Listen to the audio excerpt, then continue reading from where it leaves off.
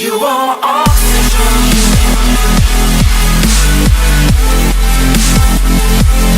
I just wanted to make a video on showing you how I do my intros, like the one that you just saw. Yeah, I'm not going to show you that one exactly, I'm just going to hopefully make one up on the spot, or just, yeah, because the main thing with any kind of special effect or anything like this, or movie making, is problem solving. That's the main thing. If you can either work around a problem or fix the problem, then you're good at it. Then you're pretty much good at it. Because almost everything that you make, you're gonna run into some kind of problem. Yeah. So just wanted to make a video. Okay. So first things first, I always do this. You just change the resolution to 1280. By the way, I'm using Cinema 4D. I don't think I said that. And 720 there. Basically that's YouTube HD. So it's, yeah. And here, you can do this after. You can really do this any time, but it always just helps to do it first. Get it done. You change current frame to all frames. You'll see why later. That'll just, yeah. Okay, you can quit that. Now what you want to do is you want to click MoGraph, text object. You can align it into the middle. I like to. You don't have to.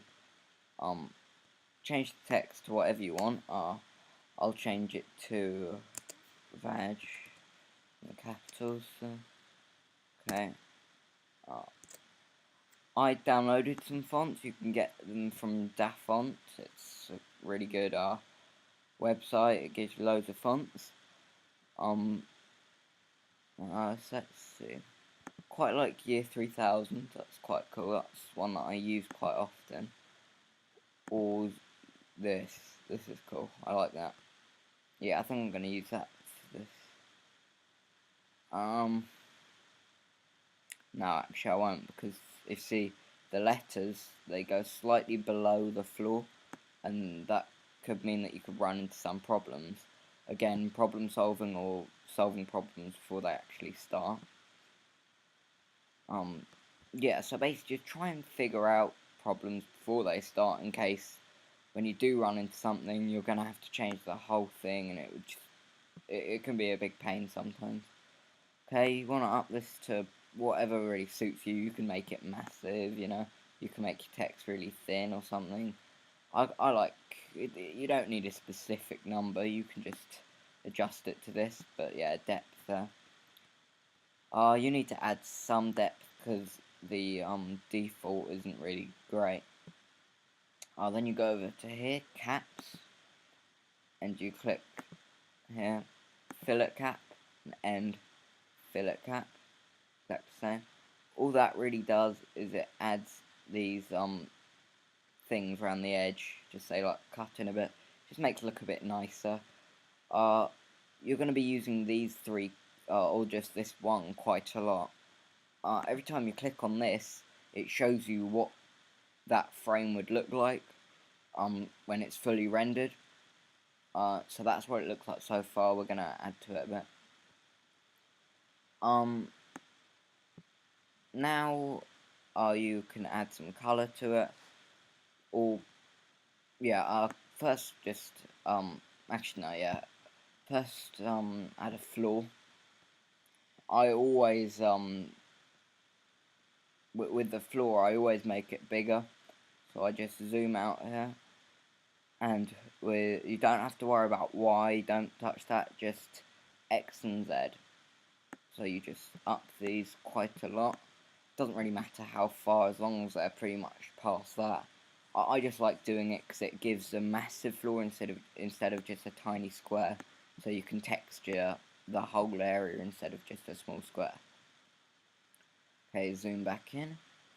Now what you're going to want to do is add a light. You can just add this light, always move the light up a bit. So now it would look like that. Or you could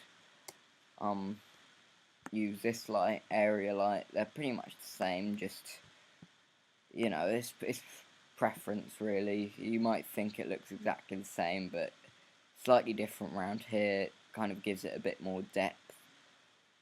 Yeah, whatever thing suits you, whatever kind of thing suits you. I'm just going to be showing you all the different options to do, so then you don't have to follow my tutorial exactly. You can go off doing your tutorial instead of just copying mine. You know, I might as well just giving you the template. Okay.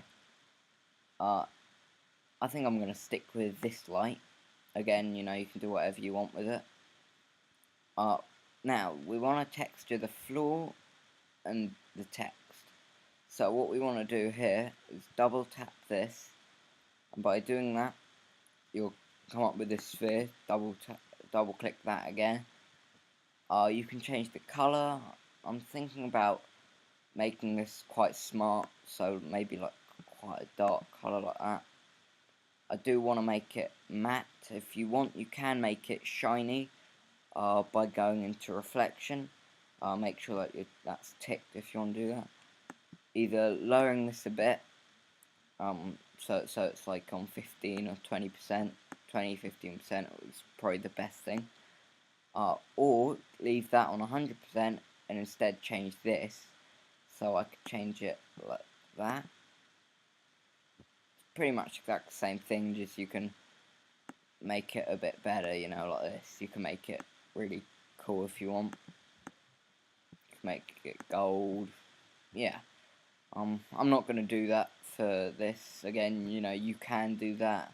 I'm not restricting anything. It's not like if you do that, then the whole thing won't work. So, yeah. Here, this specular can also help. Sometimes you just want it like that, completely matte with no kind of shine whatsoever. So this helps if you just tick and untick that.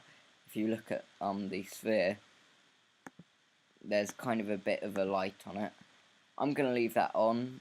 You can change what material you want it to kind of be. You can keep it a plastic or metal. If you can't really see it there, but if you mess around with the colours a bit more, then you would be able to see it. I'm just going to stick with plastic. Then what you want to do is drag the thing down there onto your text object. Now if we click this button again, it renders it and shows us what it looks like now. Alright, now we're going to do the floor. For the floor, you want something which has a reflection, so just do it slightly, maybe 20. The only reason for that is it just makes the whole scenery a bit nicer. Like the text has a reflection on the floor instead of just being like floating there. So yeah, you can make this whatever colour you want. Again, I want to make this quite smart, so I'm gonna go with a lighter colour. Yeah, that's probably about right actually. I'm not messing around with that much. Yeah. Okay, so I'm gonna just drag that over to the floor. Let's see this.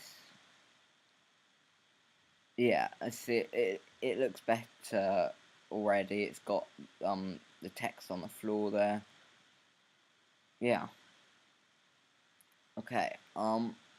What sometimes is nice to do is you can make like a lining of it of the text glowing or something. It can look quite nice. So all you want to do is you want to copy this, Command C or Control C if you're on Mac or Windows, and then Command or Control V. So copy and paste. Then what you want to do is you want to. Sorry, I'm kind of forgetting here. Oh yeah, yeah.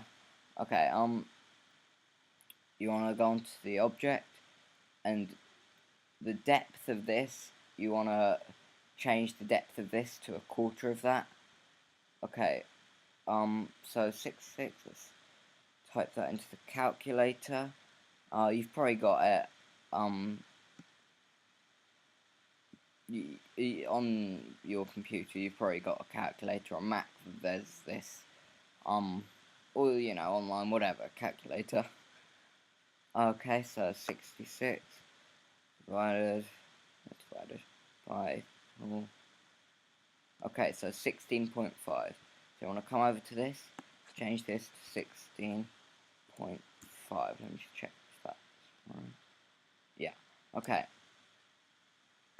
Now, position the smaller text into the middle of your normal text. Okay, that's good. Then go back to your normal text. You click caps, then click constraint. So what that does is it basically makes that edge that we just put in a bit thicker than the actual text. Now we can add a texture to this. I'm thinking like a bright glowing blue. I'll show you how to do. So I want like a neon-y blue going around that, so that'd look quite nice. So you're going to then glow, make sure it's ticked. And already, you don't really have to mess around with it much. I will, you know, you can up the inner strength so it actually glows more, or the outer strength and the radius of the of that glowing bit is just a bit bigger. Yeah, you can just mess around with it basically. Okay, and then you drag this onto your second text. Get rid of that. So it should look like this. If it renders. Ooh, no. Okay. The glow on it, I've put too much. Again, you know, you can just really mess around with it. If you don't like something about it, you can just... It's easy, really, to go back and change it. You know, even if you're in the middle of making something, it really doesn't do anything to your project if you don't like it and you're not happy with the end result. So that looks nice. So it's kind of slightly glowing. I think maybe I'm gonna make that a bit darker.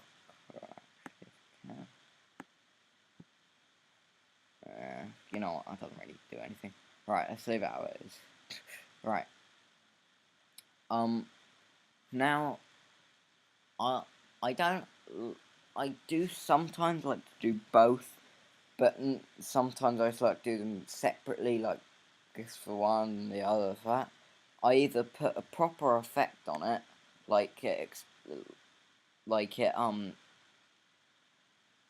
going like this basically. If you're gonna do something, to your text, you got to do it again to your other text, remember, because now you've got two. Or you could just simply drag the text object into that text object so they are connected and they both have the same thing. Right, so now if you do... Oh no, it doesn't. Sorry. Okay, so I have got to actually do that. So, yeah, if you put this onto both the text, you've got to make sure that you put it onto both. I was thinking maybe it going up like this and then assembling or something, you know. It looks quite nice if it's rendered like that, you know. When you're watching it, it looks quite cool. So you could put an actual effect like that on, or you could make cubes and spheres or any of these objects really fall from the sky, all different colours, and bounce off the text. So that I'll be showing you both of them. First I'll do the text. I mean the cubes and spheres and all of these falling from the sky. So I'm actually just gonna stick with cubes. I just think again, it looks smart, you know, because I'm just going for a cool intro. I'm not going for any like tacky yellows and blues and reds all put together and then put a green in it, all multicoloured. I'm just going for something quite simple. So you click cube. Now it obviously looks a bit big to be falling out of the sky, so you can go over to this tool here, and on these boxes that would normally be able to move it up and down and across and whatever, now is to resize it. So if you just keep going across and making it smaller, I think I'm gonna go for this size actually. About, yeah, that looks maybe a bit smaller. Yeah, that's about right. Okay, so now always remember to go back onto that. You don't have to, but it does help because you're most of the time moving things like this around. Now what you want to do is you want to go to MoGraph and you click Cloner Object. Drag the cube onto the cloner object. Make sure it's got that down sign, not across, down. You can see the difference. Because the cross sign would just move it up there, and down sign would just attach it to that. Okay. Now, this again is your preference. Actually, yeah, you're gonna want to do. Move this down to 1 where it says count. And then what you want to do is you're gonna go over to here and click emitter. Drag the cloner object onto the emitter. Again, it's got that down sign. Now you gotta go over to the emitter. This is important. I forget this sometimes. If you don't do this, then the whole thing won't work. You gotta click show objects right here. That's important, or nothing will happen. Okay. Oh, where is it? Oh, it's the emitter. Right. Now when we play, you see that it's making cubes. But that doesn't really help because we want them to be falling, not just going across like that. So, what you want to do is you want to come over to the cloner object, right click it, MoGraph tags, rigid body. Okay, so when you do that, what it basically does is puts physics on it and makes it full. You're going to want to do the exact same thing for the floor, so then the objects interact with the floor as well. So right click the floor, yeah, so you right click the floor, MoGraph tags, rigid body. So now it should be like this. So already that's like a big improvement, you know, they're all falling. Now what you're probably thinking is, well, the cubes are just going straight through the text. Thing is if I put that same thing, MoGraph tags rigid body, onto the words, then this is what would happen. They become actual physical objects and they go around like that. We don't want that to happen. So I'm just going to undo here. You can either Command or Control Z, or just click this button right here, which is undo. Okay, just keep on doing it until that hasn't got the rigid body, or rigid, whatever it's called, sign. This is the sign for it right now. Yeah, so to fix that, what we're gonna do is I actually came up with this myself. I haven't seen anybody do it before. They probably have, but everybody just said, yeah, you just put the rigid body on it and it should be fine. You could do that if you maybe made the text a bit thicker, then it would actually stay still and you didn't put that inner lining on it. But this is just a really simple problem solve thingy, you know. This is really the thing that I needed to solve. It was a problem because I didn't want the text moving around, but I wanted the cubes to bounce off the text. So what I did was, you get cube, move it up so it's on the text. Make sure it's pretty much exactly on the text. Now you want to resize it, so you want to use you want to use these instead of these. I'll move that back there, and I'll show you why. Because if you just use that, then it'll resize it as a cube. If you use this, you can make it rectangles and all that. So I'm gonna increase this until the size is about alright. So I think that's right. I'll go around and check the other side as well. Okay, these tools up here will help a lot. When I started using it, I didn't know how to move the camera. Scroll is to zoom in and out. That's quite obvious. But it's these three little things that they're like the main things, and they didn't really make them big enough, I don't think. So this one here drags the screen across. This one here is another button to zoom. It doesn't really work as well. This one here is rotating. You don't need to bother about this. It goes into a complicated view like that. It's really not worth it, you know. It's like, oh, and I don't know how to get it back now. You see, yeah. You see the problem with that though. There you go. So it's really, you don't need to use that when you can just rotate this. What I accidentally did was okay. I don't know what I did there. Yeah, I think that's alright. Okay. Now what we want to do is with Z, I think, yeah. We want to make this thickness right as well. Because we don't want it to be like this and still not work, so. And we don't want it to be too thick as well. We want to get it as precise as possible to the text. Alright, so Z.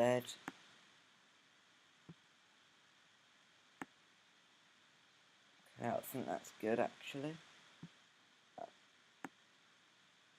Yeah.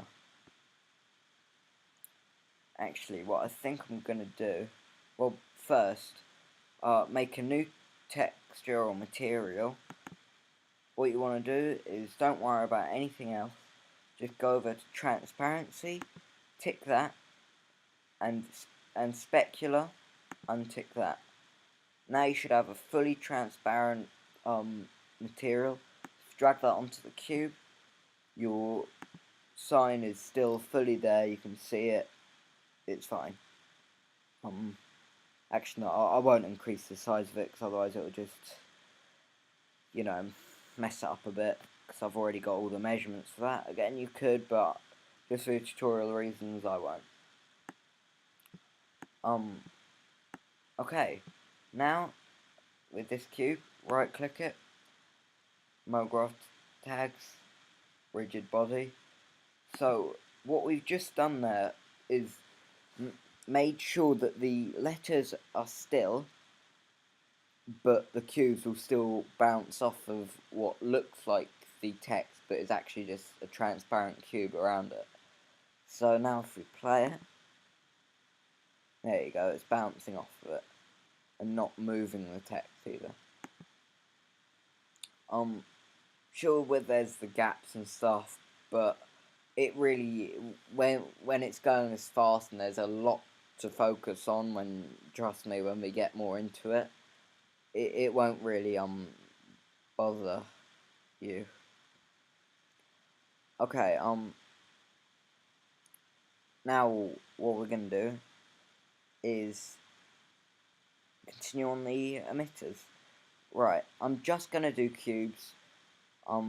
I normally put 2 lots of them, so where it's the emitter, just Command C or Control C, and Command V or Control V, copy and paste. Move that out of the way. Right, now with this one, or yeah, just move it across a bit, maybe like there, to the G. and then the other one, move that across to the UV. Okay, this square here, this big one, that's the light, if you're wondering what that is. So, rendered like that, if we play it,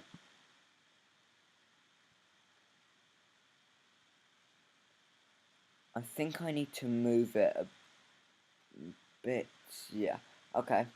So you're going to move it up a bit, so it's like out of the frame pretty much completely, and same with this. I'm going to move it forward as well, because it just isn't quite going onto the text properly. So I'm just going to move it forward slightly. Going to do the same with this, just move it forward slightly. Right, now if we go back onto this, zoom back in, move this back to the beginning and play it.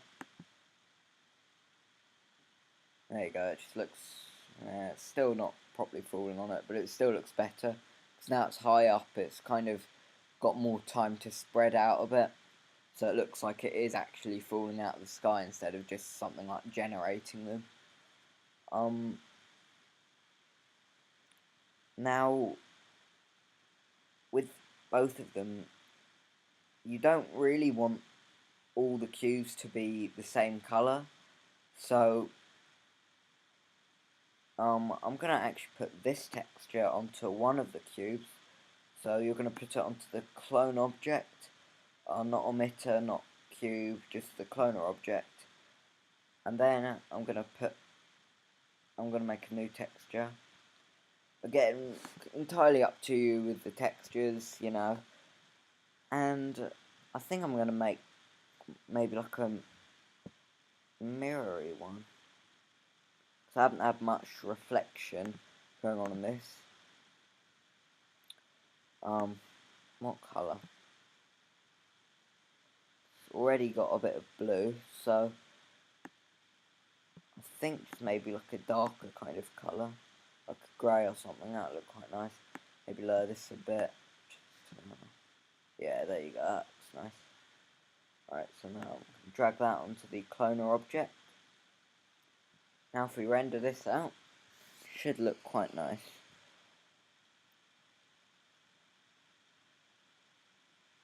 Okay, what's happening here is the blues are kind of splitting off going here and the other colours are splitting off going there. So what I'm going to do is, again, problem solve, move the emitters closer together, pretty much on top of each other actually, and you'll see why. And then what I want to do is I'm going to go around a bit, move one of them forward a bit more than the other, and then the other one backwards a bit more than the other, just so they're pretty much going the same. Sometimes it just helps to watch the actual emitters, make sure that they're not bouncing off each other too much, because that can happen, and all the cubes just go flying everywhere. Okay, that looks like a nice steady generation of them and like an even flow of them. Oh, that looks pretty nice. So if we go back to the text, whoops. Okay.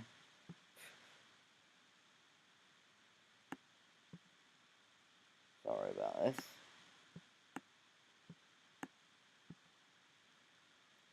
Alright, if we play it now, should look quite nice. There's some coming quite close to the screen. If we play it again when it's maybe like halfway through. Right, let's render this out. Let's see what it would look like.